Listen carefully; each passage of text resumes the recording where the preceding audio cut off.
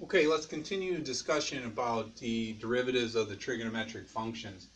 And this time we're going to look at just the cosine of x, and we're actually going to derive the derivative of the cosine of x using the definition of the derivative in the form of the difference quotient f of x plus h minus f of x all over h. Okay, and that's what we're going to look at here. So I've got cosine of x. Let's apply the definition of the derivative.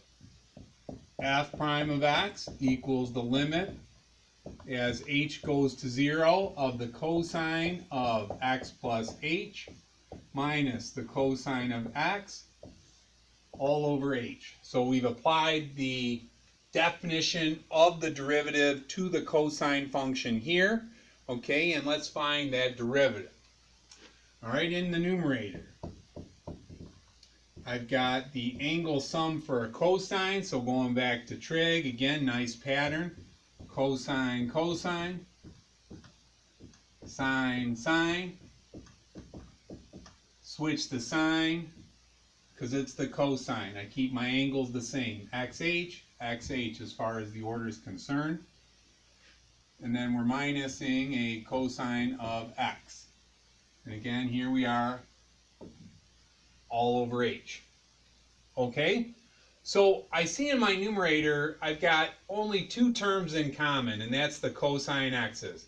And so what I'm going to do is, I am going to move it around or commute my numerator so that those cosines are next to one another. So I've got cosine x, cosine h, minus cosine x, which means I'm going to have the sine x, sine h at the end in the numerator, and again, this is all over h. So I've got cosine x, cosine h, minus cosine x, minus sine x, sine h.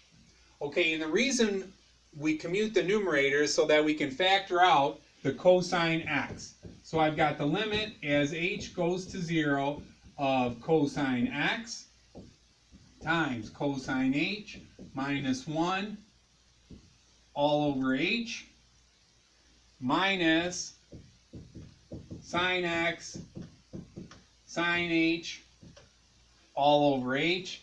And in this step, I also unadded the fractions. I split them up. Okay, I put the minus sign between them from the sine x sine h. Now what that allows us to do is see a couple of limit theorems for trigonometry. I've got cosine h minus 1 over h. The theorem is actually 1 minus cosine h over h as h goes to 0. And again, that's going to be 0. So we could call it a negative 0 if we wanted to at this point. Okay, but I'm going to take the limit of each of the parts.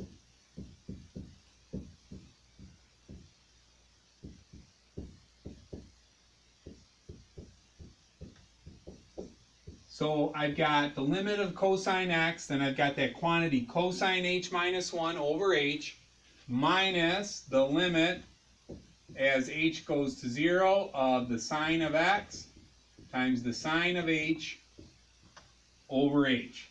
Okay, and that's the other theorem to recognize. Sine h over h as h goes to 0, we know that is 1.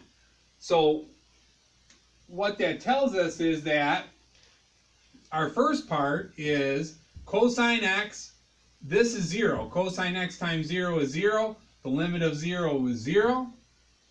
Okay, minus, here I've got a sine x, which in this context is a constant. The limit as h goes to 0 of the sine of x is the sine of x. It's a constant. They have different variables. Okay, so I've got sine x. Now, the limit as h goes to 0 of the sine of h over h, that's 1. Okay, because again, that's one of the theorems from the limits with the trig function. So I've got 0 minus sine x times 1, or opposite sine x.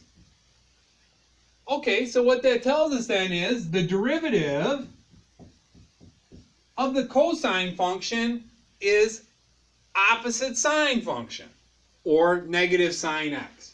So the derivative of the cosine is the opposite sine of x, and we just derived that using the definition of the derivative, the difference quotient in the form of f of x plus h minus f of x all over h, and again that's as h goes to 0.